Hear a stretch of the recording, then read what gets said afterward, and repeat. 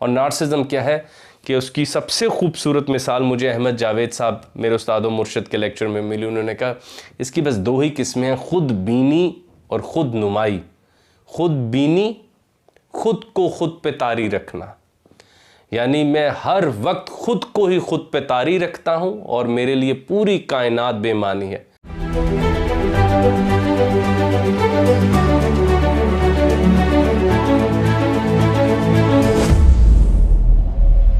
सामिन व नाजरीन, हमने यूनानी थॉट में जो अकली साइड है उसको तो बहुत ज़्यादा कवर किया, बल्कि the birth of a tragedy में नीट्शे में बताते हैं कि कैसे ग्रीक थिएटर जो है वो ऐसे जैसे इंसानी ज़िंदगी का सबसे एक ओरिजिनल तर्जुमान है, क्योंकि यूनानी थिएटर में एक अकली साइड है जो कि डायलॉग हैं और एक उसकी पैशन की साइड है जो कि म्यूज़िक में है, आर्ट्स में है।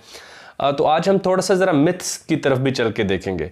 मिथोलॉजी क्या होती है इसके ऊपर तो जितनी गुफ्तगू की जाए कम है। हम जानते हैं कैरन आर्मस्ट्रॉन्ग की भी किताब है, गेमन की भी किताब है, लेकिन मैंने अपने बरखुरदार साहबजादा शाह हुसैन से एक बार पूछा कि ये मिथ होता क्या है, तो उस पर शाह हुसैन ने बताया कि मिथ एक ऐसी चीज़ है जो दुरुस्त तो नहीं है लेकिन हमें मुस्कुराहट ज़रूर देती है, जो कि दुरुस्त तो नहीं है लेकिन हमें मानी ज़रूर देती है, और ऐसे लगता है जैसे हम इंसान जो हैं वो किस्सा गो हैं।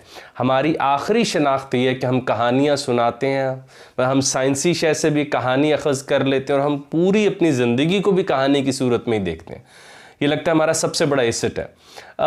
तो मिथोलॉजीज़ बहुत अहम है और यूनान में तो ढेर लगा पड़ा है। खैर उसके बाद हम जानते हैं कि बाकी कल्चर्स में भी इसी तरह के हमें स्टोरीज़ मिलती हैं, लेकिन यूनान की जो एक अहम मिथ है जिससे हम आज आगाज़ करने वाले हैं, और 21वीं सदी का शायद ही कोई आदमी हो जो उसको ऑब्ज़र्व ना करता हो या उसका शिकार ना हो।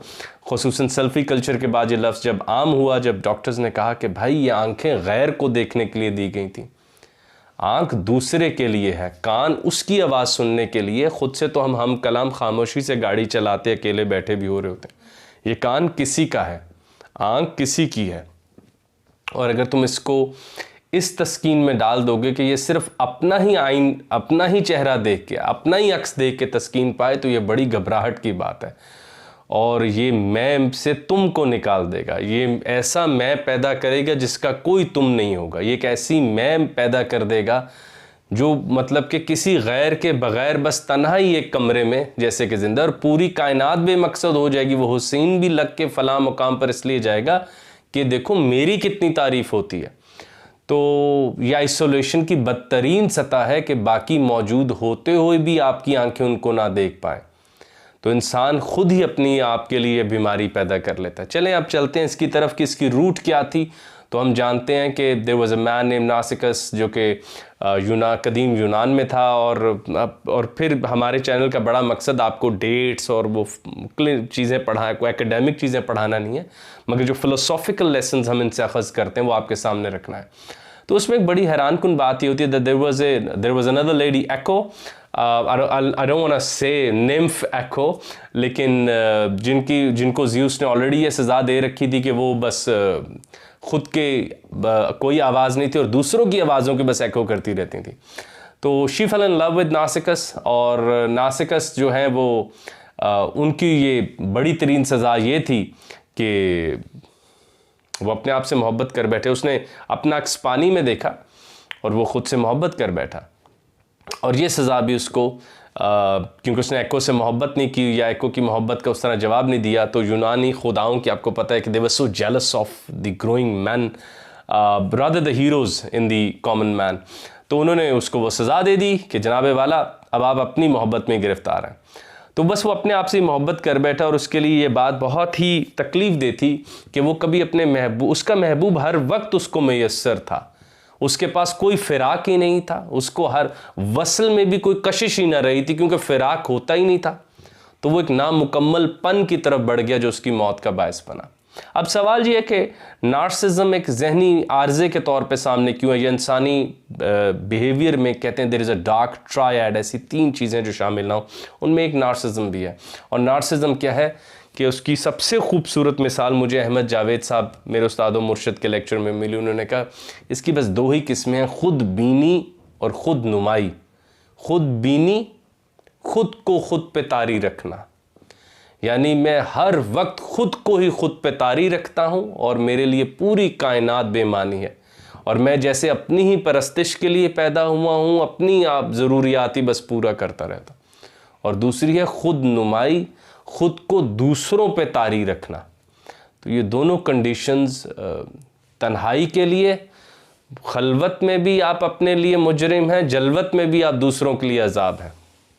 तो जब हम सोचा करते थे कि नार्सिज्म में ऐसी क्या बुराई है, क्योंकि एक पर्टिकुलर सेंट ऑफ नार्सिज्म हर इंसान में होना चाहिए। मैं भूख लगे मैं खुद को खाना दूं, मैं उजले कपड़े पहनूं, मैं अच्छा दिखूं। अच्छा दिखना बहुत प्यारी बात है, अच्छे लगने की कशिश होनी चाहिए, लेकिन कि फलां कहे कि देखो वो कितना अच्छा है, फलां कहे कि अरे भाई ये तो ज़हीन आदमी है। ये नहीं कि खुद ही मैं दावा करूं और ख़ुद ही मैं उसकी वैलिडेशन देता रहूं।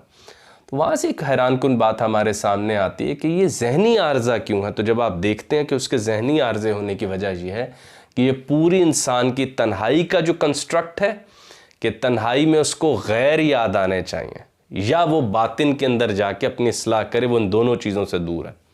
और जब वो लोगों में जाए तो लोगों की, उसकी आंखें लोगों को देखें, उनकी तारीफ़ करें, तो ये बीमारी उससे वो चीज़ भी छीन लेती है कि बड़े से बड़ी खूबसूरत शय, बड़े से बड़ा आर्ट फॉर्म भी वो नहीं देख पाता, क्योंकि वो हर वक्त दूसरों पे ख़ुद को तारी रखता है। वो जो अनवरी के बारे में अहमद जावेद साहब फरमाते हैं कि वो बादशाह की तारीफ़ करते हुए भी कुछ अशार अपने लिए रख लेता था। तो आप सोचें कि बादशाह हो या बादशाह का महल हो, बाज़ार हो, तन्हाई हो, तो नार्सिस्ट की ज़िंदगी बस अपने आप से आगे नहीं बढ़ पाती। वो किसी को पढ़ नहीं पाता, क्योंकि उसको लगता है कि दानाई की सबसे बड़ी मिसाल वो है, वो किसी को देखकर, किसी की खुशी देखकर उसके चेहरे पे मुस्कुराहट नहीं आती, क्योंकि वो दूसरों की खुशी को लगता है कि ये मुझसे ज़्यादा खुश कैसे हो लिया। वो दूसरों के गमों को भी रोमांटिसाइज करता है, अगर उनको ख्याल और केयर मिल रही हो कि यार अगर फ़लाँ चोट या बीमारी मुझे लगी होती तो ऐसे मेरा भी। ये इतनी ख़तरनाक हालत है। और 21वीं सदी में हमें प्लेटफॉर्म्स बना के दिए गए हैं जहाँ पर हम अपने इस आर्जे को डिस्प्ले कर सकें, मतलब इसके ऊपर हम लाइक्स और कमेंट्स भी ले सकें, जिसमें शायद मैं भी शामिल हूँ। तो अब हमें इस बीमारी को वर्शिप करने के लिए या इसको दिखाने के लिए पूरे समझें म्यूज़ियम बनाए गए हैं, जहाँ पर आप देखें कि खुरम अपनी ज़ात को कैसे दिखाना चाहता है, फलां अपनी ज़ात को कैसे दिखाना चाहता है। तो ये हमारा एक छोटा सा रिव्यू था। So you heard a lot about narcissism, जो कि एक जहनी आर्जे के तौर पे अब समझा जाता है, लेकिन ये क्लासिकल मिथ है यूनान के कैसे आदमी का जिसने अपने आप को पानी में देखा और बादशाहों ने सज़ा के तौर पे उसको ये सज़ा दे दी थी कि वो उसी अपने अक्स से ही मोहब्बत कर बैठा।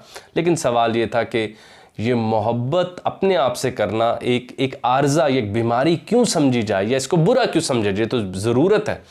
तो वहाँ से ये बात समझ आती है कि ख़ुद को ख़ुद पे तारी रखना और ख़ुद को गैरों पे तारी रखने के लिए शायद हम कभी इस दुनिया में आए ही नहीं थे। तो खुदा के आशिक असल बड़े वो हैं जो दूसरों की मदद करें, दूसरों को बुलंद करें, दूसरों को तकमील करते करते उनकी ज़िंदगी गुजर जाए।